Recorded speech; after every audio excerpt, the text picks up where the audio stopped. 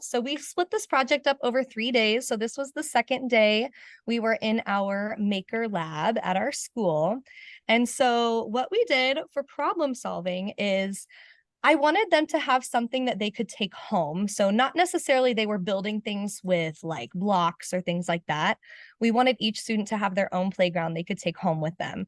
So we brainstormed and we thought, well, why don't we give them these really long strips of paper and see what they can come up with? And so I modeled for them a few things that they could make. And once I set them free, their imaginations just took hold. They really did a great job of figuring out ways to fold their paper and bend it and how to make this look like a slide and how to make this look like monkey bars.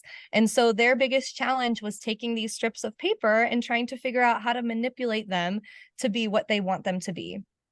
And then while also in the maker lab, they could, walk around and look and see what other students were coming up with, kind of that collaboration piece as well.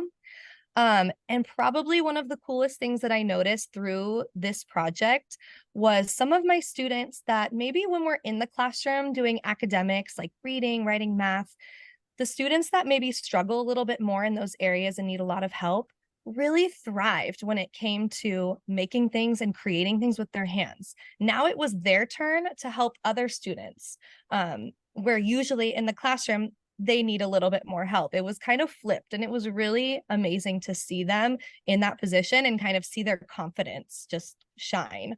And so that was them in the maker lab.